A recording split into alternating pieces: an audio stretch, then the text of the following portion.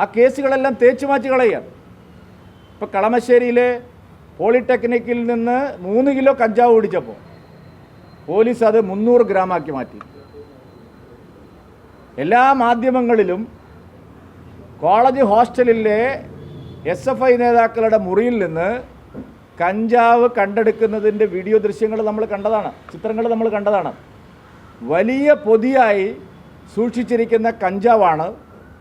Police അത് കോടതിയിലെത്തിക്കുമ്പോൾ 10-1 കുറച്ചിരിക്കുകയാണ്. കാരണം SFI നേതാക്കന്മാരെ രക്ഷപ്പെടുത്താൻ വേണ്ടി, അവർക്ക് ജാമ്യം കിട്ടാൻ വേണ്ടി കഞ്ചാവിൻ്റെ അളവ് കുറച്ചിരിക്കുകയാണ്. CPM നേതാവായിട്ടുള്ള പ്രിൻസിപ്പൾ തന്നെ പറയുകയാണ്, ഇത് സ്ഥിരമുള്ള പരിപാടിയല്ല, വല്ലപ്പോഴും മാത്രം നടക്കുന്ന കാര്യമാണ്. അതിനെ ന്യായീകരിക്കുന്ന സമീപനമാണ് CPMൻ്റെ നേതാവായിട്ടുള്ള പ്രിൻസിപ്പൾ നടത്തിയിരിക്കുന്നത്. സംസ്ഥാനം മുഴുവൻ വ്യാപകമായിട്ടുള്ള ലഹരി മാഫിയ സംഘങ്ങളുടെ അഴിഞ്ഞാട്ടമാണ്. കൊച്ചി നഗരത്തിൽ മാത്രം കഴിഞ്ഞ 2 വർഷത്തിനിടയിൽ 15 ലഹരി പാർട്ടികൾ നടന്നു. നിങ്ങൾ മാധ്യമങ്ങളെല്ലാം റിപ്പോർട്ട് ചെയ്തതാണ്. ലഹരി പാർട്ടികൾ കൊച്ചി നഗരത്തിൽ മാത്രം കേരളത്തിൽ 15 എണ്ണം നടന്നു. നിങ്ങൾ ചാനലുകളെല്ലാം ഒന്ന് റിവൈൻഡ് അടിച്ച് നോക്കിയാൽ അറിയാം.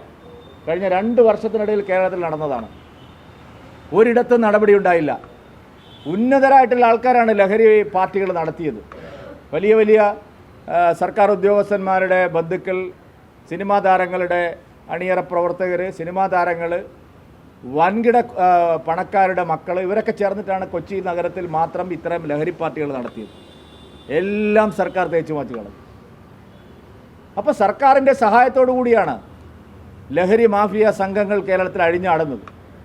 ഇത് വലിയ ആശങ്ക ജനങ്ങൾക്കിടയിൽ ഉണ്ടാക്കിയിരിക്കുകയാണ്. പ്രത്യേകിച്ച് മാതാപിതാക്കൾ ആശങ്കയോടുകൂടിയാണ് കുട്ടികളെ സ്കൂളിൽ അയക്കുന്ന സാഹചര്യമുള്ളത്. അതിൻ്റെ പേരിലുള്ള കൊലപാതകങ്ങൾ, ഹൈസ്കൂളിൽ പോലും മാരകമായിട്ടുള്ള അക്രമങ്ങളും കൊലപാതകങ്ങളും നടക്കുന്നു. ഇതെല്ലാം നടക്കുന്നത് ഈ ലഹരി മാഫിയ സംഘങ്ങൾ, പ്രത്യേകിച്ച് രാസലഹരികളുടെ ഏറ്റവും കൂടുതൽ വിനിയോഗം നടക്കുന്ന സംസ്ഥാനമായിട്ട് കേരളം മാറിയിരിക്കുക. ഒരു നടപടിയും സർക്കാർ എടുക്കുന്നില്ല.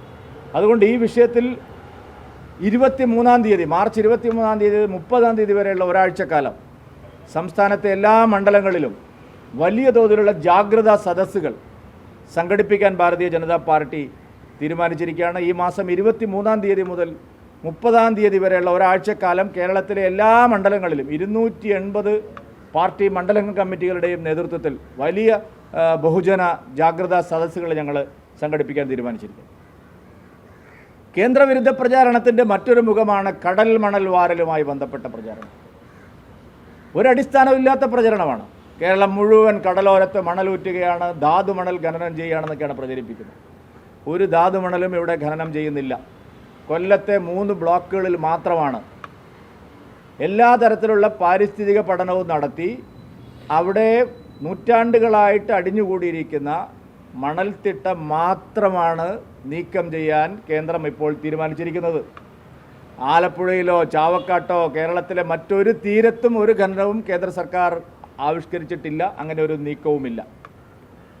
യാതൊരു തരത്തിലും മത്സ്യത്തൊഴിലാളികളെ ബാധിക്കാത്ത തരത്തിൽ വിശദമായിട്ടുള്ള പഠനം, 10 മന്ത്രാലയങ്ങളുടെ പഠനം, പരിസ്ഥിതി ആഘാത പഠനം, ഇതെല്ലാം നടത്തി മാത്രമാണ് യാതൊരു തരത്തിലുള്ള ദോഷവും നമ്മളെ കടൽ തീരത്തിനോ കടലിനോ സംഭവിക്കാത്ത തരത്തിലുള്ള വളരെ ശാസ്ത്രീയമായിട്ടുള്ള പഠനങ്ങളുടെ അടിസ്ഥാനത്തിൽ മാത്രമേ ഇത് നടത്തൂ എന്ന് കേന്ദ്രം ആവർത്തിച്ച് പറഞ്ഞിട്ടും, കേരളത്തിന് ഇത് വളരെ പ്രയോജനം ചെയ്യുന്ന കാര്യമാണ് എന്ന് ആവർത്തിച്ച് പറഞ്ഞിട്ടും കള്ളപ്രചരണം നടത്തിക്കൊണ്ടിരിക്കുകയാണ്. ആലപ്പുഴയിലൊക്കെ ലോക്സഭയിലെ കോൺഗ്രസിൻ്റെ പ്രധാന നേതാവ് KC വേണുഗോപാൽ കടലിൽ ചാടുകയാണ്.